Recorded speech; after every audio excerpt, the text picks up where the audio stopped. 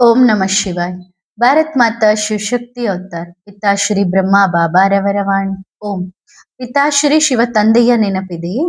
ಮುರಳಿಯ ದಿನಾಂಕ 6-8-2026. ಪ್ರಾತಃ ಕ್ಲಾಸ್ 23-5-2020. ಓಂ ನಮಃ ಶಿವಾಯ್. ಬುದ್ಧಿವಂತ ಮಕ್ಕಳೇ, ಮಕ್ಕಳು ಏನು ಯೋಚಿಸುತ್ತಿದ್ದಾರೆಂದು ಹೇಳಲಿ. ನಾವು ತಂದೆಯ ಬಗ್ಗೆ ಮಾತನಾಡುತ್ತಿದ್ದೇವೆ. ಇದೇ ಯೋಗವಾಗಿದೆ. ಇಷ್ಟು ಸಮಯದಿಂದ ಜ್ಞಾನದಲ್ಲಿ ಏನು ಅರ್ಥ ಮಾಡಿಕೊಂಡಿದ್ದೀರಿ? ತಂದೆಯ ಬಗ್ಗೆ ಮಾತನಾಡುವುದು ಮತ್ತು ತಂದೆಯೊಂದಿಗೆ ಮಾತನಾಡುವುದರಲ್ಲಿ ವ್ಯತ್ಯಾಸವಿದೆಯೇ ಅಥವಾ ಇಲ್ಲವೇ? ತುಂಬಾ ವ್ಯತ್ಯಾಸವಿದೆ. ಓಂ ನಮಃ ಶಿವಾಯ್. ಆರಿಸಬೇಕಾಗಿರುವುದು ಆತ್ಮವನ್ನು, ಅಂದ್ರೆ ಮೇಲಾರಿಸಬೇಕಾಗಿರೋದು ಆತ್ಮವನ್ನು, ದೇಹವನ್ನಲ್ಲ. ದೇಹವೆಂದರೇನು? ಮಣ್ಣು. ಈ ದೇಹದಲ್ಲಿದ್ದುಕೊಂಡು ಆತ್ಮವು ಏನೇನು ಯೋಚಿಸುತ್ತದೆ? ಹೌದು, ದೇಹಕ್ಕೆ ಸಂಬಂಧಿಸಿದಂತೆ ಯೋಚಿಸುತ್ತದೆ, ಜನ್ಮಕ್ಕೆ ಸಂಬಂಧಿಸಿದಂತೆ ಯೋಚಿಸುತ್ತದೆ. ಈ ಜನ್ಮ, ಎರಡನೇ ಜನ್ಮ, ಮೂರನೇ ಜನ್ಮ, ಇದನ್ನೇ ಯೋಚಿಸಬಹುದು. ಆದರೆ ಅದಕ್ಕಿಂತ ಮೇಲೇರಲು ಸಾಧ್ಯವಿಲ್ಲ. ಅದಕ್ಕಿಂತ ಮೇಲೆ ಎತ್ತುವವರು ಯಾರು? ತಂದೆ ಮೇಲೆತ್ತುತ್ತಾರೆ. ಜ್ಞಾನಕ್ಕೆ ಸಂಬಂಧಿಸಿದಂತೆ ಯೋಚಿಸುತ್ತದೆ. ಜ್ಞಾನದಲ್ಲಿ ತನ್ನನ್ನು ತಾನು ಸಿಲುಕಿಸಿಕೊಳ್ಳುತ್ತದೆ. ತಂದೆಯಿಂದ ಜ್ಞಾನವನ್ನಂತೂ ಪಡೆದರು, ಆದರೆ ಅದರಲ್ಲಿ ಎಷ್ಟು ರೇಖೆಗಳನ್ನು ಎಳೆದಿದ್ದಾರೆ, ಎಷ್ಟು ದಾರಗಳನ್ನು ಎಳೆದಿದ್ದಾರೆ ಎಂದರೆ ಆ ದಾರಗಳನ್ನು ಯಾರೂ ಬಿಡಿಸಲು ಸಾಧ್ಯವಿಲ್ಲ. ಅದಕ್ಕಾಗಿಯೇ ಬಾಬಾ ಪದೇ ಪದೇ ಏನು ಹೇಳುತ್ತಾರೆ? ನೂಲು ಸಿಕ್ಕಿ ಹಾಕಿಕೊಂಡಿದೆ ಮತ್ತು ಈ ಸಮಯದಲ್ಲಿ ತಂದೆ ಬಂದು ಬಿಡಿಸುತ್ತಾರೆ ಮತ್ತು ತಂದೆ ಇದನ್ನೇ ಬಯಸುತ್ತಾರೆ. ಜ್ಞಾನವೇನೋ ಇರಲಿ, ಆದರೆ ಜ್ಞಾನದೊಂದಿಗೆ ಅಭಿಮಾನವಿರಬಾರದು. ಮತ್ತು ಒಂದು ಜ್ಞಾನದ ಅಭಿಮಾನ, ಇನ್ನೊಂದು ದೇಹದ ಅಭಿಮಾನ. ಆತ್ಮವು ಒಂದು ಮಗುವಾಗಿ ಮೇಲಾರಿದರೆ ಏನಾಗುತ್ತದೆ? ತಂದೆಯ ಜೊತೆ ಉಯ್ಯಾಲೆಯಲ್ಲಿ ಕುಳಿತುಕೊಳ್ಳುತ್ತದೆ, ಬಾಬಾರವರ ಮಡಿಲಲ್ಲಿ ಕುಳಿತುಕೊಳ್ಳುತ್ತದೆ. ಜ್ಞಾನ ಮತ್ತು ದೇಹದ ಅಭಿಮಾನವಿದ್ದರೆ ಎಲ್ಲಿಗೆ ಬರುತ್ತದೆ? ಕೆಳಗೆ. ಕೆಳಗೆ ನೋಡಿ, ಇದು ಆಟೋಮೆಟಿಕ್ ಸಿಸ್ಟಮ್ ಆಗಿದೆ. ಪ್ರಪಂಚದಲ್ಲಿ ಯಾವುದಾದರೂ ಬಿರುಗಾಳಿ ಬಂದರೆ ಬಹಳಷ್ಟು ವಸ್ತುಗಳು ಹಾರಿ ಹೋಗುತ್ತವೆ ಮತ್ತು ಬಿರುಗಾಳಿ ಶಾಂತವಾದಾಗ ಎಲ್ಲವೂ ಜೋರಾಗಿ ಕೆಳಗೆ ಬೀಳುತ್ತವೆ. ಯಾರೋ ಎಲ್ಲಿಯೋ ಬಿದ್ದರು, ಇನ್ಯಾರೋ ಇನ್ನೆಲ್ಲಿಯೋ. ಇದು ತಂದೆಯ ಪ್ರೀತಿಯ ಒಂದು ಅಂತಹ ಬಿರುಗಾಳಿಯಾಗಿದೆ. ಇದು ಆತ್ಮವನ್ನು ಹಾರಿಸಲು ಬಂದಿದೆ, ಆತ್ಮಕ್ಕೆ ತನ್ನ ಪುರುಷಾರ್ಥವನ್ನು ಮಾಡಿಸಲು ಬಂದಿದೆ. ನಾವೆಲ್ಲ ಆತ್ಮಗಳು ಹಾರೋಣ. ಬಾಬಾ ಯಾರ ಕೈ ಹಿಡಿಯುತ್ತಾರೆ ಎಂದರೆ, ಯಾರು ಆತ್ಮವಾಗಿ ಫರಿಷ್ಠ ಆಗಿ ಹಾರುತ್ತಿದ್ದಾರೋ ಅವರ ಕೈ ಹಿಡಿಯುತ್ತಾರೆ ಅಲ್ಲವೇ? ಯಾರು ಫರಿಷ್ಠ ಆಗಿ ಹಾರುತ್ತಾರೋ ಅವರು ಹಾರುತ್ತಲೇ ಇರುತ್ತಾರೆ. ದೇಹವಾಗಿ ಹಾರಿದರೆ ಕೆಳಗೆ ಬಿದ್ದು ಬಿಡುತ್ತಾರೆ. ಬಿರುಗಾಳಿ ಇರಲಿ ಇಲ್ಲದಿರಲಿ, ಯಾರಿಗೆ ಫರಿಷ್ಠತನದ ಅಭ್ಯಾಸವಾಗಿದೆಯೋ, ಬಿರುಗಾಳಿ ತಣ್ಣಗಾದರೂ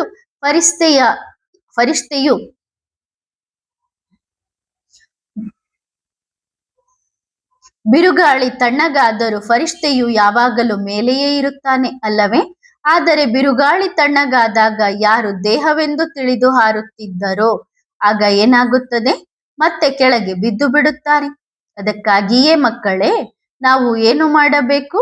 ನಮ್ಮನ್ನು ನಾವು ಫರಿಷ್ಠ ಆಗಿ ಮಾಡಿಕೊಂಡು ಹಾರಿಸಬೇಕು. 4 ಕಡೆ ಸಕಾಶ್ ಕೊಡಬೇಕು. ಎಲ್ಲ ಮಕ್ಕಳು ತಮ್ಮ ತಮ್ಮಲ್ಲೇ ಬ್ಯುಸಿಯಾಗಿದ್ದಾರೆ. ಪ್ರತಿಯೊಬ್ಬರು ತಮ್ಮ ತಯಾರಿಯನ್ನು ಮಾಡುತ್ತಿದ್ದಾರೆ. ಆದರೆ ಯಾವ ಮಗುವು ಕುಳಿತು ಇಡೀ ವಿಶ್ವಕ್ಕೆ ಸಕಾಶ್ ಕೊಡುತ್ತಿಲ್ಲ. ಒಂದು ವೇಳೆ ಕುಳಿತುಕೊಂಡರೆ ಅದಕ್ಕೆ ಹೆಚ್ಚು ಪರಿಶ್ರಮ ಪಡಬೇಕಾಗಿಲ್ಲ. ಆದರೆ ಮಕ್ಕಳು ಏನು ಮಾಡುತ್ತಿದ್ದಾರೆ? ಹೌದು, ಚೆನ್ನಾಗಿದೆ, ಹೌದು ಬಾಬಾ ಬರುತ್ತಾರೆ, ಜ್ಞಾನ ನಡೆಯುತ್ತಿದೆ, ಜ್ಞಾನ ಚೆನ್ನಾಗಿದೆ, ಇದನ್ನು ಕೇವಲ ತನ್ನ ಬಗ್ಗೆ ಯೋಚಿಸುವುದು ಎನ್ನಲಾಗುತ್ತದೆ. ವಿಶ್ವ ಕಲ್ಯಾಣಕಾರಿ ತಂದೆಯ ಮಕ್ಕಳಾಗಿದ್ದಾರೆ. ಇಡೀ ವಿಶ್ವಕ್ಕಾಗಿ ಯೋಚಿಸಿ ಮತ್ತು ಪ್ರತಿಯೊಂದು ಮಗು ಕುಳಿತು ಚಿಂತನೆ ಮಾಡಿ. ಪ್ರತಿಯೊಂದು ಮಗು ಕುಳಿತು ಇಡೀ ವಿಶ್ವಕ್ಕೆ ಸಕಾಶ್ ಕೊಡಿ. ದೇಹ ಬಿಟ್ಟಿರುವ ಆತ್ಮಗಳನ್ನು ಮೇಲೆ ತರುವ ಜವಾಬ್ದಾರಿ ಯಾರದ್ದು?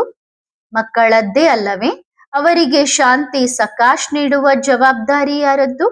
ಮಕ್ಕಳದ್ದು, ತಂದೆಯದ್ದು. ಆದರೇನಾಗುತ್ತಿದೆ? ಮಕ್ಕಳು ತಂದೆಯನ್ನಂತೂ ನೆನಪು ಮಾಡುತ್ತಿದ್ದಾರೆ, ಆದರೆ ಜವಾಬ್ದಾರಿಯನ್ನು ಮರೆಯುತ್ತಿದ್ದಾರೆ. ಮತ್ತು ತಂದೆಯ ಪ್ರಿಯರು ಯಾರು? ಯಾರು ತಂದೆಯ ಜವಾಬ್ದಾರಿಯನ್ನು ಹೊರುತ್ತಾರೋ ಮತ್ತು ತಂದೆಯನ್ನು ನೆನಪು ಮಾಡುತ್ತಾರೋ ಅವರು ಹೀಗಲ್ಲ. ಬಾಬಾ, ನಾವು ನಿಮ್ಮನ್ನೇ ನೆನಪು ಮಾಡುತ್ತೇವೆ. ಜವಾಬ್ದಾರಿಗೂ ನಮಗೂ ಯಾವುದೇ ಸಂಬಂಧವಿಲ್ಲ. ಇರುವ 1-2 ಗ್ರಾಹಕರನ್ನೇ ನೋಡುತ್ತೇವೆ. ಉಳಿದವರು ಉದ್ದನೆಯ ಸಾಲಿನಲ್ಲಿ ನಿಂತಿದ್ದರು. ಅವರಿಗೂ ನಮಗೂ ಏನು ಸಂಬಂಧ? ಬಾಬಾ ಪ್ರತಿಯೊಂದು ಮಗುವನ್ನು ಗಮನವಿಟ್ಟು ನೋಡುತ್ತಿದ್ದಾರೆ. ಅದಕ್ಕಾಗಿಯೇ ತಂದೆಯನ್ನು 1000 ಭುಜಧಾರಿ ಮತ್ತು ಅಸಂಖ್ಯಾತ ನೇತ್ರಧಾರಿ ಎಂದು ಕರೆಯುತ್ತಾರೆ. ಒಂದು ದೃಷ್ಟಿಯಲ್ಲಿ ಇಡೀ ಸಂಸಾರವನ್ನು ಗಮನವಿಟ್ಟು ನೋಡುವುದು ಮತ್ತು ತನ್ನ ಮಕ್ಕಳನ್ನು ಅತ್ಯಂತ ಗಮನವಿಟ್ಟು ನೋಡುವುದು. ಎಲ್ಲಿ ಏನು ಗೊಂದಲವಿದೆ? ಆದರೆ ತಂದೆ ಬಯಸುತ್ತಾರೆ ಮಕ್ಕಳು ತಮ್ಮ ಪುರುಷಾರ್ಥವನ್ನು ಮಾಡಲಿ. ನಾವು ತಪ್ಪು ಮಾಡುತ್ತಿದ್ದೇವೆ ಎಂದು ಮಕ್ಕಳಿಗೆ ಗೊತ್ತಿರುತ್ತದೆ. ಶ್ರೀಮತಕ್ಕೆ ವಿರುದ್ಧವಾಗಿದೆ ಎಂದು ಮಕ್ಕಳಿಗೆ ಗೊತ್ತೇ ಇಲ್ಲ ಎಂದೇನಿಲ್ಲ. ಆದರೂ ಮಾಡುತ್ತಲೇ ಹೋಗುತ್ತಿದ್ದಾರೆ. ಒಬ್ಬರಿಗೊಬ್ಬರು ಸಮಾಧಾನವನ್ನು ಹೇಳಿಕೊಳ್ಳುತ್ತಾರೆ. ನಾವು ಬಾಬಾರವರ ಬಗ್ಗೆಯೇ ಮಾತನಾಡುತ್ತಿದ್ದೇವೆ ಎಂದು. ಆದರೆ ಬಾಬಾರವರೊಂದಿಗೆ ಮಾತನಾಡುತ್ತಿಲ್ಲ. ಬಾಬಾರವರ ಬಗ್ಗೆ ಮಾತನಾಡುವುದು ಬೇರೆ ಮತ್ತು ಬಾಬಾನ ಜೊತೆಯೇ ಮಾತನಾಡುವುದು ಬೇರೆ. ಹಾಗಾದರೆ ತಂದೆ ಮಕ್ಕಳನ್ನು ಕೇಳಲು ಬಯಸುತ್ತಾರೆ, ತಂದೆಯೊಂದಿಗೆ ಎಷ್ಟು ಮಾತನಾಡುತ್ತಿದ್ದೀರಿ? ತಂದೆಯ ಮಾತುಗಳನ್ನು ತುಂಬಾ ಕೇಳುತ್ತೀರಿ? ಇತ್ತೀಚೆಗೆ ಎಲ್ಲರೂ ಕೇಳುತ್ತಿದ್ದಾರೆ. ಇಡೀ ಬ್ರಾಹ್ಮಣ ಪರಿವಾರದಲ್ಲೇನಾಗುತ್ತಿದೆ? ಬಾಬಾರವರ ಮಾತುಗಳನ್ನು ಕೇಳಿಸಲಾಗುತ್ತಿದೆ. ಇಂದಿನವರೆಗೇನು ಕೇಳಿಸಲಾಯಿತು? ಬಾಬಾರವರ ಮಾತುಗಳನ್ನೇ ತಾನೇ ಕೇಳಿಸಲಾಯಿತು. ಜ್ಞಾನಿ ಅಜ್ಞಾನಿ ಎಲ್ಲರಿಗೂ ಬಾಬಾರವರ ರೈಲು ಮಾತುಗಳನ್ನು ಕೇಳಿಸುತ್ತಿದ್ದಾರೆ. ಆದರೆ ಬಾಬಾರೊಂದಿಗೆ ಯಾರು ಮಾತನಾಡುತ್ತಿದ್ದಾರೆ? ಇಂದು ಬಾಬಾ ಇದನ್ನು ಎಲ್ಲರನ್ನೂ ಕೇಳುತ್ತಿದ್ದಾರೆ. ಉತ್ತರ ಕೊಡಲಿ. ಪ್ರತಿಯೊಂದು ಮಗುವು ಉತ್ತರ ಕೊಡಲಿ. ನಾವು ಬಾಬಾರವರ ಬಗ್ಗೆ ಮಾತನಾಡುತ್ತಿದ್ದೇವೆ. ಇದು ಕೂಡ ಯೋಗವೇ ಎಂದು ಯಾರು ಯೋಚಿಸುತ್ತಾರೋ? ಇಲ್ಲ, ಯೋಗವು ತಂದೆಯೊಂದಿಗೆ ಮಾತನಾಡುವುದರಲ್ಲಿದೆ. ಹೌದು, ಬಾಬಾರವರ ಬಗ್ಗೆ ಮಾತನಾಡುವುದು ಒಳ್ಳೆಯ ವಿಷಯವೇ. ಆದರೆ ಆ ಅಮಲಿನಲ್ಲಿ ತಂದೆಯೊಂದಿಗೆ ಮಾತನಾಡುವುದನ್ನು ಮರೆತು ಬಿಡುವುದು ಸರಿಯಲ್ಲ. ತಂದೆ ಸ್ವಲ್ಪ ಟಚಿಂಗ್ ನೀಡಿದರು. ಅರೆ ಬಾಬಾ, ಈ ಟಚಿಂಗ್ ನೀಡಿದರು, ಆಮೇಲೆ ಮುಂದೇನು? ಪೂರ್ತಿ ಸಂದೇಶವನ್ನೇ ಕೇಳಲಿಲ್ಲ. ಕೆಲವು ಮಕ್ಕಳು ಹೀಗೆ ಯೋಚಿಸುತ್ತಾರೆ. ಉದಾಹರಣೆಗೆ, ಸಣ್ಣ ಮಗು ಇರುತ್ತದಲ್ಲವೇ ಮತ್ತು ಎದುರಿಗೆ ಕುಳಿತಿರುತ್ತದೆ. ಸರಿ ತಾನೇ ಮಗು, ಇಷ್ಟು ಆಹಾರ ನಿನ್ನದು, ಇದನ್ನು ತಗೋ, ಇದನ್ನು ತಿನ್ನು. ಸ್ವಲ್ಪ ತಿಂದಿತ್ತುವಾ? ಎಷ್ಟು ರುಚಿಯಾದ ಆಹಾರ. ಅರೆ ಮೊದಲು ಪೂರ್ತಿ ತಿನ್ನು. ಒಂದು ತುತ್ತು ತಿಂದು ಹೇಳಲು ಓಡುತ್ತಿದ್ದೀಯಾ? ಡಂಗೂರ ಸಾರುತ್ತಿದ್ದೀಯಾ? ನನಗೆ ಒಂದು ತುತ್ತು ಸಿಕ್ಕಿತು ಮತ್ತು ಅದು ತುಂಬಾ ರುಚಿಯಾಗಿತ್ತು ಎಂದು, ತುಂಬಾ ಮಜಾ ಬಂತು, ತುಂಬಾ ಚೆನ್ನಾಗಿತ್ತು ಎಂದು. ಪೂರ್ತಿ ತಟ್ಟೆಯನ್ನು ಯಾರು ತಿನ್ನುತ್ತಾರೆ? ಸರಿ, ಆಮೇಲೆ ಇನ್ಯಾರನ್ನಾದರೂ ಹಿಡಿಯುತ್ತಾರೆ. ಒಂದು ತುತ್ತು ನೀವು ತಿನ್ನಿ. ಈ ನಶೆ ಕೂಡ ಸರಿಯಲ್ಲ. ನೋಡಿ, ತಂದೆಯ ಪ್ರೀತಿ ಎಲ್ಲರ ಮೇಲಿದೆ ಮತ್ತು ಎಲ್ಲರಿಗೂ ತಂದೆಯ ಮೇಲೆ ಪ್ರೀತಿ ಇದೆ. ಆದರೆ ತಂದೆಯ ಬಗ್ಗೆ ಮಾತನಾಡುವುದು ಮತ್ತು ತಂದೆಯ ಜೊತೆಗೆ ಮಾತನಾಡುವುದರಲ್ಲಿ ಬಹಳ ವ್ಯತ್ಯಾಸವಿದೆ ಮಕ್ಕಳೇ. ಹೇಳುತ್ತಾರಲ್ಲವೇ ಬಾಬಾ, ನಾವು ನಿಮ್ಮನ್ನು ನೆನಪು ಮಾಡುತ್ತೇವೆ. ಹೌದು, ಎಲ್ಲರೂ ಮಾಡುತ್ತಾರೆ. ಆದರೆ ತಂದೆ ಯಾರನ್ನು ನೆನಪು ಮಾಡುತ್ತಾರೆ? ನೋಡಿ, ತಂದೆಯ ಬಳಿ 2 ಲಿಸ್ಟ್ ಇದೆ. ಯಾವ ಲಿಸ್ಟ್? ಒಂದು, ಯಾವ ಮಕ್ಕಳು ತಂದೆಯನ್ನು ನೆನಪು ಮಾಡುತ್ತಾರೆ, ಮತ್ತು 2ನೆಯದು, ತಂದೆ ಯಾವ ಮಕ್ಕಳನ್ನು ನೆನಪು ಮಾಡುತ್ತಾರೆ. ಈಗ ಎಲ್ಲರೂ ಹೇಳುತ್ತಾರೆ ನಾವು ನೆನಪು ಮಾಡುತ್ತೇವೆ ಎಂದು. ತುಂಬಾ ಒಳ್ಳೆಯ ವಿಷಯ. ಆದರೆ ತಂದೆ ಯಾರನ್ನು ನೆನಪು ಮಾಡುತ್ತಾರೆ? ತಂದೆ ಆ 8 ಮತ್ತು 108 ಮಣಿಗಳ ಮಕ್ಕಳನ್ನು ನೆನಪು ಮಾಡುತ್ತಾರೆ. ಅದರ ನಂತರ ಎಲ್ಲರೂ ತಂದೆಯನ್ನು ನೆನಪು ಮಾಡುತ್ತಾರೆ. ಈಗ ಯಾರಾದರೂ ಹೀಗೆ ಯೋಚಿಸಿದರೆ, ನಾವು 108ರ ಮಾಲೆಯಲ್ಲಿ ಬರಲು ದೊಡ್ಡ ಪುರುಷಾರ್ಥ ಅವಶ್ಯವಾಗಿ ಮಾಡುತ್ತೇವೆ ಎಂದು. ಸರಿ, ಆದರೆ ನಾವು 108ರ ಮಾಲೆಯವರು ಎಂದು ಯಾರೂ ಯೋಚಿಸಬೇಡಿ. ಏಕೆಂದರೆ ಮಾಲೆ ದಾರವು ತಂದೆಯ ಕೈಯಲ್ಲಿದೆ ಮತ್ತು ಮಣಿಗಳು ತಂದೆಯ ಕೈಯಲ್ಲಿದೆ. ಯಾರನ್ನು ಪೋಣಿಸಬೇಕು ಎಂದು ತಂದೆಗೆ ಗೊತ್ತು. ತನ್ನಷ್ಟಕ್ಕೆ ತಾನೇ ಯಾರು ಮಾಲೆಯೊಳಗೆ ನುಗ್ಗಲು ಸಾಧ್ಯವಿಲ್ಲ. ನಾನು ಬಂದು ಬಿಡುತ್ತೇನೆ, ನಾನೂ ಸಹ ಮಾಲೆಯಲ್ಲಿ ಪೋಣಿಸಲ್ಪಡುತ್ತೇನೆ ಎಂದು. ಈ ಅಧಿಕಾರ ತಂದೆಯ ಹೊರತು ಯಾರಿಗೂ ಇಲ್ಲ. ದಾರ ಕೈಯಲ್ಲಿದೆ. ನೀವು ಇಲ್ಲಿ ಕುಣಿಯುತ್ತಿರಬಹುದು, ನಮ್ಮನ್ನು ಪೋಣಿಸಿ ಎಂದು. ಇಲ್ಲ, ತಂದೆ ನೋಡುತ್ತಾರೆ, ನನ್ನ ಈ ಮಗು ಎಷ್ಟು ಪ್ರಿಯವಾಗಿದೆ, ಎಷ್ಟು ದೇಹಿ ಅಭಿಮಾನಿಯಾಗಿದೆ, ಎಷ್ಟು ತಂದೆಯ ಸೇವೆ ಮಾಡುತ್ತದೆ, ಎಷ್ಟು ಪ್ರೀತಿಯಿಂದ ಕುಳಿತು ತಂದೆಯನ್ನು ನೆನಪು ಮಾಡುತ್ತದೆ. ನನ್ನ ತಂದೆಯ ಪ್ರೀತಿಯ ನಶೆ ಎಷ್ಟು ಹೇರಿದೆ, ಎಷ್ಟು ನಿರ್ಮಾಣ ಆಗಿದೆ, ಎಷ್ಟು ಶಾಂತವಾಗಿದೆ. ಒಂದು ವೇಳೆ ಮಕ್ಕಳು ಯೋಚಿಸಿದರೆ ನಮ್ಮೊಳಗೆ ಈ ಗುಣಗಳಿಲ್ಲ ಎಂದು, ಇಲ್ಲದಿದ್ದರೂ ಪರವಾಗಿಲ್ಲ, ಆದರೆ ತಂದುಕೊಳ್ಳಬಹುದು ಅಲ್ಲವೇ? ತಮ್ಮ ಜೀವನದಲ್ಲಿ ಧಾರಣೆ ಮಾಡಿಕೊಳ್ಳಬಹುದು ಅಲ್ಲವೇ? ಸಂಪೂರ್ಣ ಅವಕಾಶವಿದೆ, ತೆರೆದ ದರ್ಬಾರಿದೆ, ವಜ್ರ ವೈಡೂರ್ಯಗಳು ತಂದೆಯ ಮುಂದೆ ಇವೆ ಮತ್ತು ಮಕ್ಕಳು ಕೇವಲ ಎತ್ತಿಕೊಳ್ಳಬೇಕು, ಜೋಳಿಗೆ ತುಂಬಿಸಿಕೊಳ್ಳಬೇಕು. ಪ್ರಶ್ನೆ: ಹಾಗಾದರೆ ಬಾಬಾ 108ರ ಮಾಲೆಯಲ್ಲಿ ಬರುವವರ ವಿಶೇಷತೆ ಏನಿರುತ್ತದೆ? ಉತ್ತರ: ಎಲ್ಲಕ್ಕಿಂತ ಮೊದಲನೆಯ ವಿಷಯ, ಒಂದೇ ಒಂದು ದೊಡ್ಡ ವಿಶೇಷತೆ ಎಂದರೆ ಭೋಲಾನಾಥನ ಭೋಲಾ ಮಕ್ಕಳು. ತಂದೆಯ ಮುಂದೆ ಯಾವುದೇ ಚಾಲಾಕಿ ನಡೆಯುವುದಿಲ್ಲ. ಎರಡನೇ ವಿಷಯ, ಬಾಬಾರವರ ಮೇಲೆ ಪ್ರೀತಿ. ಬಾಬಾರ ಮೇಲೆ ಎಷ್ಟಿದೆ? ನಶೆಯಂತೂ ಇದೆ, ಆದರೆ ಎಷ್ಟಿದೆ? ಖುಷಿಯಂತೂ ಇದೆ, ಆದರೆ ಖುಷಿಯ ಪರ್ಸೆಂಟೇಜ್ ಎಷ್ಟಿದೆ? ಜ್ಞಾನವಂತೂ ಇದೆ, ಆದರೆ ಧಾರಣೆ ಎಷ್ಟಿದೆ? ನಾನು ಕೈಯಲ್ಲಿ ತಟ್ಟೆ ಹಿಡಿದು ತಿರುಗುತ್ತಾ ಹೀಗೆ ಹೇಳಬಹುದು, ನೋಡಿ ನನ್ನ ಬಳಿ ಎಷ್ಟು ಆಹಾರವಿದೆ ಎಂದು. ಆದರೆ ನಾನು ತಿನ್ನಲಿಲ್ಲವೆಂದರೆ ತಟ್ಟೆಯನ್ನು ಎತ್ತಿಕೊಂಡಿದ್ದರಿಂದ ಏನು ಪ್ರಯೋಜನ? ನಾವು ಹೇಳಬಹುದು, ಜ್ಞಾನ ನನ್ನಲ್ಲಿ ತುಂಬಾ ಚೆನ್ನಾಗಿದೆ, ತುಂಬಾ ಜ್ಞಾನವಿದೆ ಎಂದು. ಆದರೆ ಧಾರಣೆ ಮಾಡದಿದ್ದರೆ ಜ್ಞಾನವನ್ನು ಎಣಿಸುವುದರಿಂದ ಏನು ಪ್ರಯೋಜನ? ಅಷ್ಟೇ.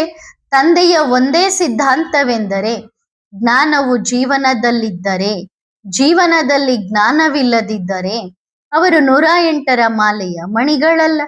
ಜ್ಞಾನ ಎಂದರೇನು? ತಂದೆಯನ್ನು ನೆನಪು ಮಾಡುವ ಜ್ಞಾನ, ಇತರರನ್ನು ತಂದೆಯ ಕಡೆಗೆ ಸೆಳೆಯುವ ಜ್ಞಾನ.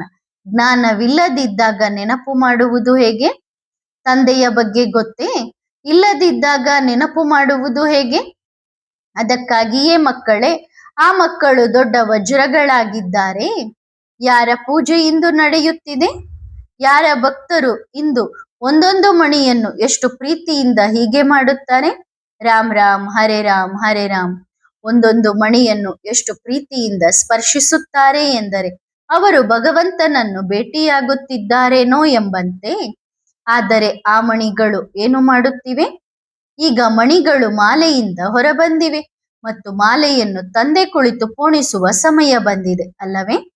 ತಂದೆಯನ್ನು ಅದಕ್ಕಾಗಿಯೇ ನೋಡಿ, ಹಲವಾರು ಮಕ್ಕಳಿದ್ದಾರೆ, ಅವರು ತಮ್ಮಷ್ಟಕ್ಕೆ ತಾವೇ ಸೀಮಿತವಾಗಿದ್ದಾರೆ. ಆದರೆ ಆ ಮಕ್ಕಳು ಇಡೀ ವಿಶ್ವ ಕಲ್ಯಾಣಕಾರಿಯಾಗಿರುತ್ತಾರೆ. ಭಗವಂತನಿಗೇನೆನ್ನುತ್ತಾರೆ? ಭಗವಂತನು ಹೃದಯದ ಮಾತನ್ನು ಕೇಳುತ್ತಾನೆ, ಮೆದುಳಿನ ಮಾತನ್ನಲ್ಲ. ತಂದೆಯ ಬಳಿ ದೊಡ್ಡ ಹೃದಯವಿದೆ. ಅದಕ್ಕಾಗಿಯೇ ಯಾರು ಹೃದಯದಿಂದ ಕರೆಯುತ್ತಾರೋ, ಹೃದಯದಿಂದ ನೆನಪು ಮಾಡುತ್ತಾರೋ, ಯಾರು ಹೃದಯದಿಂದ ಪ್ರೀತಿಸುತ್ತಾರೋ ಮತ್ತು ಹೃದಯದಲ್ಲಿ ಕೂರಿಸಿಕೊಳ್ಳುತ್ತಾರೋ ಅವರು ತಂದೆಯ ಅತ್ಯಂತ ಪ್ರೀತಿಯ ಮಕ್ಕಳಾಗಿದ್ದಾರೆ. ಮತ್ತು ಯಾರು ಮುಖದಿಂದ ನೆನಪು ಮಾಡುತ್ತಾರೋ ಆಗ ತಂದೆಯು ಮುಖದಿಂದಲೇ ನೆನಪು ಪ್ರೀತಿಯನ್ನು ಕೊಡುತ್ತಾರಲ್ಲವೇ? ಯಾರು ಹೃದಯದಿಂದ ನೆನಪು ಮಾಡುತ್ತಾರೋ ಹೃದಯದಿಂದ ಕೊಡುತ್ತಾರೆ. ಅದಕ್ಕಾಗಿಯೇ ಒಳಗಿನ ಮಾತು ತಂದೆಯವರೆಗೆ ಬೇಗ ತಲುಪುತ್ತದೆ, ಹೃದಯದ ಮಾತು ತಂದೆಯವರೆಗೆ ಬೇಗ ತಲುಪುತ್ತದೆ. ಪ್ರಶ್ನೆ: ಅದಕ್ಕಾಗಿಯೇ ಬಾಬಾ ನೀವು ಪತ್ರ ಬರೆಯಲು ಹೇಳುತ್ತೀರಾ? ಉತ್ತರ: ಅದಕ್ಕಾಗಿಯೇ. ನೋಡಿ, ಎದುರಿಗೆ ಕುಳಿತರೆ ತಪ್ಪುಗಳು ಕೂಡ ಮಾಡಬಹುದು. ಸತ್ಯವನ್ನು ಎಲ್ಲಿ ಹೇಳುತ್ತಾರೆ? ಪೂರ್ತಿ ಎಲ್ಲಿ ಹೇಳುತ್ತಾರೆ? ಎಲ್ಲರಿಗೂ ಭಯವಿದೆ, ನನ್ನ ಅವಮಾನವಾಗಬಾರದು ಎಂದು. ಆ ಮಾತು ಕೂಡ ಸರಿಯೇ. ಅದಕ್ಕಾಗಿ ತಂದೆಯೇ ಏನು ಹೇಳುತ್ತಾರೆ? ಪತ್ರ ಬರೆಯಿರಿ. ನೀವು ಒಂದು ವೇಳೆ ಪತ್ರ ಬರೆದು ಉತ್ತರ ಕೇಳಿದರೆ ತಂದೆಯು ನಿಮಗೆ ಪ್ರತಿಕ್ರಿಯೆ ಕೊಡುತ್ತಾರೆ. ನೀವು ಏಕಾಂತದಲ್ಲಿ ಕುಳಿತು ಪತ್ರ ಬರೆದಾಗ ಅಷ್ಟು ಸಮಯ ನೀವು ಅತಿ ಪ್ರೀತಿಯಿಂದ ತಂದೆಯನ್ನು ನೆನಪು ಮಾಡಿದಿರಿ ಮತ್ತು ಆ ನೆನಪಿನಲ್ಲೇ ನಿಮಗೆ ನಿಮ್ಮ ಪತ್ರದ ಉತ್ತರ ಸಿಕ್ಕಿತು. ಬಾಬಾರ ಬಳಿ 2 ಪೋಸ್ಟ್ ಆಫೀಸ್ ಇದೆಯಲ್ಲವೇ? ಒಂದು ಡೈರೆಕ್ಟ್ ಮುಖಾಮುಖಿ ಮತ್ತು ಒಂದು ಇಂಡೈರೆಕ್ಟ್. ಉದಾಹರಣೆಗೆ ಇದು ಏನು ನಡೆಯುತ್ತಿದೆ? ಫ್ಯಾನ್. ಯಾವುದರಿಂದ ನಡೆಯುತ್ತಿದೆ? ಲೈಟ್ನಿಂದ ನಡೆಯುತ್ತಿದೆ. ಕರೆಂಟ್ನಿಂದ ನಡೆಯುತ್ತಿದೆ. ಒಂದು ವೇಳೆ ಇದರ ಕನೆಕ್ಷನ್ ಬಂದ್ ಮಾಡಿದರೆ ಅಷ್ಟೇ, ಸರಳ ವಿಷಯ. ಕನೆಕ್ಷನ್ ಒಳಗಿನಿಂದ ಜೋಡಿಸಲಾಗಿದೆ. ನೋಡಿ, ಇಂದು ಯಾರಿಗೂ ವಿದ್ಯುತ್ ಕಾಣಿಸುತ್ತಿಲ್ಲ, ಆ ಕರೆಂಟ್ ಕಾಣಿಸುತ್ತಿಲ್ಲ. ಅದು ಎಲ್ಲಿಂದ ಹೋಗುತ್ತಿದೆ ಕಾಣಿಸುವುದಿಲ್ಲ ಅಲ್ಲವೇ? ಅದರ ವೈರನ್ನು ಹುಡುಕಿದರೂ, ಅದರೊಳಗಿನ ಸಣ್ಣ ವೈರನ್ನು ಹುಡುಕಿದರೂ ಕರೆಂಟ್ ಅನ್ನು ಹುಡುಕಲು ಸಾಧ್ಯವಿಲ್ಲ. ಅದರೊಳಗೆ ಕರೆಂಟ್ ಎಲ್ಲಿಂದ ಬರುತ್ತಿದೆ ಎಂದು ಕನೆಕ್ಷನ್ ಅಲ್ಲಿಂದ ಮತ್ತು ಇಲ್ಲಿ ಜೋಡಿಸಲಾಗಿದೆ. ಇಲ್ಲಿಂದ ಬಂದ್ ಮಾಡಿದರೆ ಬಂದ್ ಆಗುತ್ತದೆ, ಇಲ್ಲಿಂದ ಚಾಲು ಮಾಡಿದರೆ ಚಾಲು ಆಗುತ್ತದೆ. ಹೀಗೆ ತಂದೆಯನ್ನು ಏಕಾಂತದಲ್ಲಿ ಕುಳಿತು ಹೃದಯದಿಂದ ಕರೆದರೆ, ನೆನಪು ಮಾಡಿದರೆ, ಪತ್ರ ಬರೆದರೆ ಬಾಬಾ ಕೂಡ ಕರೆಂಟ್ ಕೊಡುತ್ತಾರೆ. ಹೌದು, ಅಂತಹ ಕರೆಂಟ್ ತಂದೆ ನೀಡುತ್ತಾರೆ. ಮತ್ತು ಇದು ಮೆಜಾರಿಟಿ ಮಕ್ಕಳಿಗೆ ಹೀಗೆ ನೀಡುತ್ತಾರೆ. ಈಗ ಸಮ್ಮುಖದಲ್ಲಂತೂ ಭೇಟಿಯಾಗುತ್ತಿದ್ದಾರೆ. ತಂದೆ ಭೇಟಿಯಾಗಲು ಶರೀರವನ್ನು ತೆಗೆದುಕೊಂಡಿದ್ದಾರೆ. ಮಕ್ಕಳನ್ನು ನೋಡುತ್ತಿದ್ದಾರೆ. ಕೆಲವು ಮಕ್ಕಳು ಎಷ್ಟು ಚಡಪಡಿಸುತ್ತಿರುತ್ತಾರೆ ಎಂದರೆ ಹೇಳುತ್ತಿರುತ್ತಾರೆ, ಹೇ ಭಗವಂತ, ಒಂದು ಸಾರಿ ದೃಷ್ಟಿ ಕೊಡು ಸಾಕು, ಜೀವನ ಸಫಲವಾಗಲಿ. ಕರೆಂಟ್ನಿಂದ ತುಂಬಾ ಸಮಯದಿಂದ ಕೆಲಸ ನಡೆಸುತ್ತಿದ್ದೇವೆ, ಈಗ ಎದುರಿಗೆ ಬಂದು ಬಿಡಿ. ಹಾಗಾದರೆ ಹೌದು ಬಾಬಾ ಬರುತ್ತಾರೆ. ಆದರೆ ಶಾಸ್ತ್ರಗಳಲ್ಲಿ ಹೇಳುತ್ತಾರಲ್ಲವೇ, ಭಗವಂತ ಒಬ್ಬ ಸಾಧಾರಣ ವೇಷದಲ್ಲಿ ಬಂದರು, ಆದರೆ ಮೂಢಮತಿ ಮಕ್ಕಳು ಗುರುತಿಸಲು ಸಾಧ್ಯವಾಗಲಿಲ್ಲ ಎಂದು.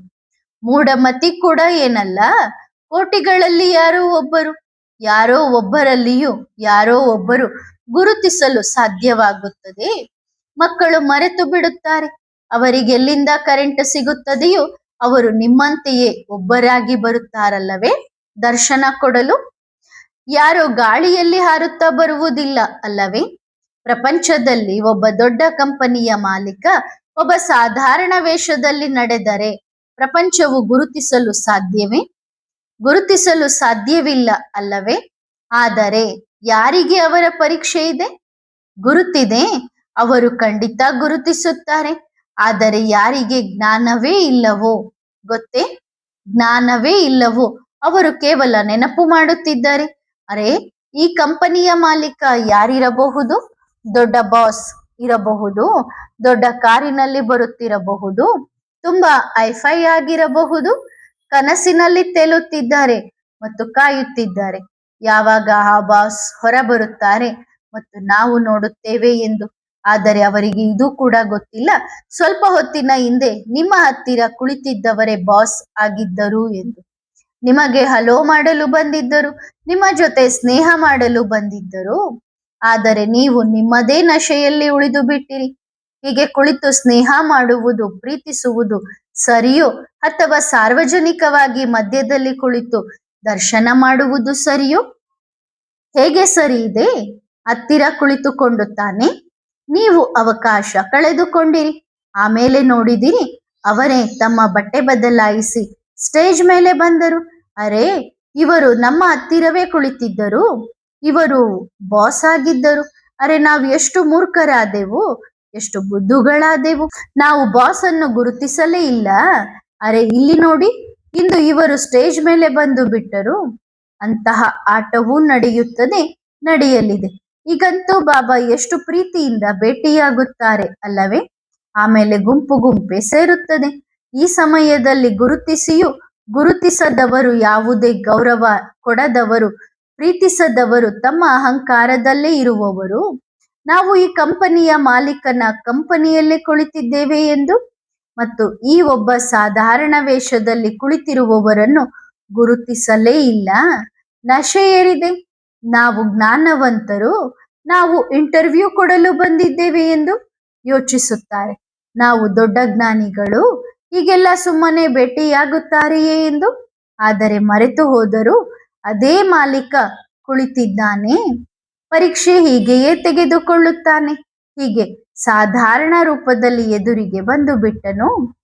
ಕೆಲವು ಮಕ್ಕಳು ಯೋಚಿಸುತ್ತಾರೆ, ಯಾವುದೋ ಸ್ಟಾರ್ ತರಹ ಬರುತ್ತಾರೆ ಅಥವಾ ಬೆಳಕಿನ ತರಹ ಸುತ್ತುತ್ತಾ ಬರುತ್ತಾರೆ, ಹೀಗೆ ಮ್ಯಾಜಿಕ್ ಮಾಡುತ್ತಾರೆ ಎಂದು. ಚಮತ್ಕಾರಕ್ಕಾಗಿ ಕಾಯುತ್ತಿದ್ದಾರೆ. ಕಾಯುತ್ತಿರಲಿ, ಚಮತ್ಕಾರವಾಗುತ್ತದೆ. ಆಮೇಲೆ ಅಂತಿಮ ಸಮಯದಲ್ಲಿ ಹುಡುಕುತ್ತಿರುತ್ತಾರೆ. ಆಮೇಲೆ ಹೇಳುತ್ತಾರೆ, ಅರೆ, ನಾವು ಎಷ್ಟು ಬುದ್ಧುಗಳಾದೆವು ಎಂದು. ಅದಕ್ಕಾಗಿಯೇ ಬಾಬಾ ಹೇಳುತ್ತಾರೆ, ಶಿಕ್ಷಣ ಪುರುಷಾರ್ಥ, ಹೃದಯದಿಂದ ನೆನಪು ಮತ್ತು ತಂದೆಯೊಂದಿಗೆ ಮಾತನಾಡುತ್ತೀರಿ. ಬಾಬಾರವರ ಬಗ್ಗೆ ಮಾತನಾಡುವುದು ಬೇರೆ ವಿಷಯ, ಬಾಬಾರ ಜೊತೆ ಮಾತನಾಡುವುದು ಬೇರೆ ವಿಷಯ. ಮಕ್ಕಳು ಏನು ಯೋಚಿಸುತ್ತಾರೆಂದು ಹೇಳಲಿ? ನಾವು ತಂದೆಯ ಬಗ್ಗೆ ಮಾತನಾಡುತ್ತಿದ್ದೇವೆ, ಬಾಬನ ಬಗ್ಗೆ ಮಾತನಾಡುತ್ತಿದ್ದೇವೆ ಎಂದರೆ ಇದೇ ಯೋಗವಾಗಿದೆ. ಇಷ್ಟು ಸಮಯದಿಂದ ಜ್ಞಾನದಲ್ಲಿ ಏನು ಅರ್ಥ ಮಾಡಿಕೊಂಡಿದ್ದೀರಿ? ತಂದೆಯ ಬಗ್ಗೆ ಮಾತನಾಡುವುದು ಮತ್ತು ತಂದೆಯ ಜೊತೆ ಮಾತನಾಡುವುದರಲ್ಲಿ ವ್ಯತ್ಯಾಸವಿದೆಯೇ ಅಥವಾ ಇಲ್ಲವೇ? ತುಂಬಾ ವ್ಯತ್ಯಾಸವಿದೆ. ನೋಡಿ, ನಾವಿಬ್ಬರೂ ಕುಳಿತು ಅವರ ಬಗ್ಗೆ ಮಾತನಾಡುತ್ತಿದ್ದೇವೆ, ಆದರೆ ಅವರು ಮಧ್ಯದಲ್ಲಿ ಇಲ್ಲವೇ ಇಲ್ಲ. ಮಾತನಾಡುತ್ತಿರುವವರು ಯಾರು? ನಾವುಗಳು. ಮತ್ತು ಅವರು ಎಲ್ಲಿದ್ದಾರೆ?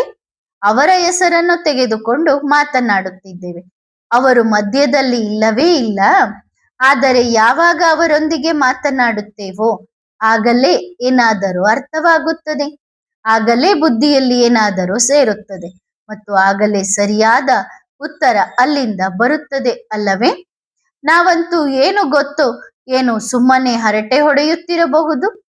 ಈಗ ಅವರ ಬಗ್ಗೆ ಏನು ಗೊತ್ತೇ ಇಲ್ಲ. ಈಗ ಎಷ್ಟು ಗೊತ್ತಿದೆಯೋ ಅಷ್ಟರಲ್ಲಿ ಹರಟೆ ಹೊಡೆದರು. ಆದರೆ ಅವರೊಳಗೆ ಏನಿದೆಯೋ ಅದನ್ನು ನಾವು ಸಂಪೂರ್ಣವಾಗಿ ನೋಡಲು ಸಾಧ್ಯವಾಗಲಿಲ್ಲ, ಪೂರ್ತಿ ತಿಳಿದುಕೊಳ್ಳಲು ಸಾಧ್ಯವಾಗಲಿಲ್ಲ. ಬಾಬಾ ಪ್ರತಿಯೊಂದು ಮಗುವಿಗೂ ಸಂದೇಶ ಕೊಡಲು ಬಯಸುತ್ತಾರೆ. ಪ್ರೀತಿಯ ಮಕ್ಕಳೇ, ಸಮಯ ಕಡಿಮೆ ಇದೆ, ಇಷ್ಟು ಒಳ್ಳೆಯ ಸಮಯ ಕೊಡಲಾಗಿದೆ, ವ್ಯರ್ಥ ಮಾಡಬೇಡಿ. ಎಲ್ಲಿಯೇ ಯಾವುದೇ ಮಗು ಕುಳಿತಿದ್ದರೂ ಪ್ರತಿಯೊಂದು ಮಗುವು ಹೀಗೆ ಯೋಚಿಸಲಿ, ತಂದೆ ನನಗಾಗಿ ಸಂದೇಶ ಕಳುಹಿಸಿದ್ದಾರೆ, ನನಗಾಗಿ ಸಂದೇಶ ಕಳುಹಿಸಿದ್ದಾರೆ, ನನಗಾಗಿ ಪತ್ರ ಕಳುಹಿಸಿದ್ದಾರೆ. ತಂದೆಯ ಮನೆಯಿಂದ ಪತ್ರ ಬಂದಿದೆ. ಮಕ್ಕಳು ಎಲ್ಲೆಲ್ಲಿ ತಪ್ಪುಗಳನ್ನು ಮಾಡುತ್ತಿದ್ದಾರೆ, ಮಕ್ಕಳು ಅಸಡ್ಡೆ ಮಾಡಬಾರದು, ಅಂದ್ರೆ ನೆಗ್ಲೆಕ್ಟ್ ಮಾಡಬಾರದು. ತಂದೆ ನೋಡುತ್ತಿದ್ದಾರೆ. ನಮ್ಮ ಕಡೆಯಿಂದ ಯಾವುದೇ ಅಂತಹ ಡಿಸರ್ವಿಸ್ ಆಗುವಂತಹ ಕರ್ಮ ಆಗಬಾರದು. ಅದಕ್ಕಾಗಿ ಆಮೇಲೆ ಪಶ್ಚಾತ್ತಾಪ ಪಡಬೇಕಾಗುತ್ತದೆ. ಮುಷ್ಟಿಯಲ್ಲಿರುವ ಮರಳಿನಂತೆ ಮರಳು ಜಾರುತ್ತಾ ಹೋಗುತ್ತದೆ, ಹಾಗೆಯೇ ಸಮಯವು ಕಳೆದು ಹೋಗುತ್ತಿದೆ. ಇಲ್ಲಿಯ ಮಾತು ಅಲ್ಲಿಯ ಮಾತುಗಳಲ್ಲಿ ಯಾರು ಸಮಯ ವ್ಯರ್ಥ ಮಾಡಬೇಡಿ. ಇದು ತಂದೆಯು ಎಲ್ಲ ಮಕ್ಕಳಿಗೆ ಕೊಡುವ ಸಂದೇಶವಾಗಿದೆ. ಮಕ್ಕಳೇ, ತಂದೆಯು ಆಸ್ತಿಯನ್ನು ಕೊಡಲು ಬಂದಿದ್ದಾರೆ. ಒಬ್ಬಿಬ್ಬರೊಂದಿಗೆ ಆಸ್ತಿ ಸಿಗುವುದಿಲ್ಲ. ಯಾರಿಂದ ಸಿಗುತ್ತದೆ? ತಂದೆಯಿಂದ. ಅಂದ್ರೆ ನಾವ್ ಯಾರ ಜೊತೆಗೆ ಮಾತಾಡ್ತಾ ಕಾಲ ಕಳೀತಿದ್ದೀವಿ ಅವರಿಂದ ಆಸ್ತಿ ಸಿಗೋದಿಲ್ಲ, ಬಾಬನಿಂದ ಆಸ್ತಿ ಸಿಗತ್ತೆ. ಸಂದೇಶ ನೀಡುವುದು ಬೇರೆ ವಿಷಯ, ಬೇಕಿದ್ದರೆ ಸಂದೇಶ ನೀಡಲಿ. ಅದಕ್ಕಾಗಿಯೇ ತಂದೆಯನ್ನು ಎಷ್ಟು ನೆನಪು ಮಾಡುತ್ತೀರೋ, ತಂದೆ ಯಾರನ್ನು ಯೋಗ್ಯರೆಂದು ತಿಳಿಯುತ್ತಾರೋ ಅವರಿಗೆ ತಾನೇ ರಾಜ್ಯ ನೀಡುತ್ತಾರೆ. ಪ್ರತಿಯೊಂದು ಮಗು ಅದರಂತೆ ಆಗುವ ಪುರುಷಾರ್ಥ ಮಾಡಲಿ. ಸರಿ ತಾನೇ ಮಕ್ಕಳೇ? ಮತ್ತೆ ಭೇಟಿಯಾಗೋಣ. ಎಲ್ಲ ಮಕ್ಕಳಿಗೆ ಮಧುರಾತಿ ಮಧುರ ನೆನಪು ಪ್ರೀತಿಗಳು. ಸರಿ ತಾನೆ? ಎಲ್ಲ ಮಕ್ಕಳಿಗೆ ತಲುಪಿತು. ಕೆಲವು ಮಕ್ಕಳು ಪತ್ರ ಓದುತ್ತಾರೆ, ಕೆಲವು ಮಕ್ಕಳು ಖುಷಿಯಲ್ಲಿ ಕುಣಿಯುತ್ತಾರೆ, ಹಾಡುತ್ತಾರೆ. ಯಾರು ಸಿಕ್ಕಿದರು? ನನ್ನ ಬಾಬಾ, ಮಧುರ ಬಾಬಾ. ಯಾರ ಜ್ಞಾನವನ್ನು ತೆಗೆದುಕೊಂಡು ತಾನಾಬಾನ ಮಾಡುತ್ತಿದ್ದಾರೆ, ಅಂದ್ರೆ ನೃತ್ಯ ಮಾಡುತ್ತಿದ್ದಾರೆ, ಇಲ್ಲಿ ಅಲ್ಲಿ ಸೀಳುತ್ತಿದ್ದಾರೆ. ಪೂರ್ತಿ ಜ್ಞಾನವಂತೂ ಇಲ್ಲ, ಪ್ರತಿಯೊಬ್ಬರ ಬಳಿ ಸ್ವಲ್ಪ ಸ್ವಲ್ಪ ಇದೆ. ನೋಡಿ ಮಕ್ಕಳೇ, ಉದಾಹರಣೆಗೆ ಯಾವುದೋ ಅಂಗಡಿಯಿಂದ ಮಾಲು ಹೋಗಿದೆ, ಸುತ್ತಿ ಬಳಸಿ ಇದೇ ಅಂಗಡಿಗೆ ಬರುತ್ತದೆ ಎಂದರೆ ತಂದೆಯಂತೂ ಗುರುತಿಸುತ್ತಾರಲ್ಲವೇ ಇದು ಇದೇ ಅಂಗಡಿಯ ಮಾಲು ಎಂದು? ಸೀಳಿ ತಂದರೂ ಗುರುತಿಸುತ್ತಾರೆ. ಅಂದ್ರೆ ನೀವು ಆ ಜ್ಞಾನನ ಉಲ್ಟಾ ಪಲ್ಟಾ ಮಾಡಿ ಅವ್ರು ಹೇಳಿದ್ ಇವ್ರು ಹೇಳಿದ್ದಂತ ತಂದ್ರು ಬಾಬಾ ಗುರುತಿಸ್ತಾರೆ. ಅದರ ರೂಪ ಬದಲಿಸಿ ತಂದರೂ ಗುರುತಿಸುತ್ತಾರೆ. ಅದಕ್ಕಾಗಿಯೇ ಎಷ್ಟೇ ರೂಪ ಬದಲಿಸಿದರೂ ಯಾವಾಗ ತಂದೆಯ ಜ್ಞಾನ ತೆರೆಯುತ್ತದೆಯೋ, ತಂದೆಯ ಅಂಗಡಿ ತೆರೆಯುತ್ತದೆಯೋ, ಇದು ತಂದೆಯ ಜ್ಞಾನವಾಗಿದೆ. ಬಾಬಾ ತುಂಬಾ ಪ್ರಿಯರಾಗಿದ್ದಾರೆ, ತುಂಬಾ ಮಧುರವಾಗಿದ್ದಾರೆ, ಅತ್ಯಂತ ಮಧುರವಾಗಿದ್ದಾರೆ. ಒಳ್ಳೆಯದು. ತಂದೆಯನ್ನು ಅತಿ ಪ್ರೀತಿಯಿಂದ ನೆನಪು ಮಾಡಿರಿ. ಒಳ್ಳೆಯದು. ಆತ್ಮಿಕ ಮಕ್ಕಳು ಆತ್ಮಿಕ ಮಾತ್ ಪಿತಾ ಬಾಪ್ತಾದಾರವರಿಗೆ ಮಾಡುವ ನೆನಪು, ಪ್ರೀತಿ ಮತ್ತು ನಮಸ್ತೆ. ಧನ್ಯವಾದ ಬಾಬಾ, ಶುಕ್ರಿಯ. ವರದಾನ: ನಿಶ್ಚಯ ಬುದ್ಧಿ ಭವ. ಎಂದಿಗೂ ತನ್ನ ಬಗ್ಗೆಯೂ ಸಂಶಯ ಬೇಡ. ಸಂಪೂರ್ಣರಾಗುತ್ತೇವೋ ಇಲ್ಲವೋ ಎಂದು. ಸೂರ್ಯವಂಶಿಯೋ ಅಥವಾ ಚಂದ್ರವಂಶಿಯೋ, ಸದಾ ನಿಶ್ಚಯ ಬುದ್ಧಿ. ತಂದೆಯ ಮೇಲೆ ನಿಶ್ಚಯವಿರುವಂತೆ ಸ್ವಯಂನ ಮೇಲೂ ನಿಶ್ಚಯವಿರಲಿ. ಸ್ವಯಂನಲ್ಲಿ ಒಂದು ವೇಳೆ ದೌರ್ಬಲ್ಯದ ಸಂಕಲ್ಪಗಳು ಉತ್ಪನ್ನವಾದರೆ ದೌರ್ಬಲ್ಯದ ಸಂಸ್ಕಾರಗಳಾಗಿ ಬಿಡುತ್ತವೆ. ವ್ಯರ್ಥ ಸಂಕಲ್ಪಗಳೆಂಬ ದುರ್ಬಲದ ಕ್ರಿಮಿಗಳನ್ನು ತನ್ನೊಳಗೆ ಪ್ರವೇಶಿಸಲು ಬಿಡಬೇಡಿ. ಇಲ್ಲದಿದ್ದರೆ ಅವುಗಳನ್ನು ನಾಶಪಡಿಸುವುದು ಕಷ್ಟವಾಗುತ್ತದೆ. ಗೊಂದಲದ ದೃಶ್ಯದಲ್ಲೂ ಕಲ್ಯಾಣದ ಅನುಭವವಾಗಲಿ. ಅಂತಹ ನಿಶ್ಚಯ ಬುದ್ಧಿ ವಾತಾವರಣ, ಸಮಸ್ಯೆ ಎಷ್ಟೇ ವಿಕರಾಳವಾಗಿದ್ದರೂ ಸದಾ ನಿಶ್ಚಯ ಬುದ್ಧಿ ಒಳ್ಳೆಯದು. ಓಂ ನಮಃ ಶಿವಾಯ.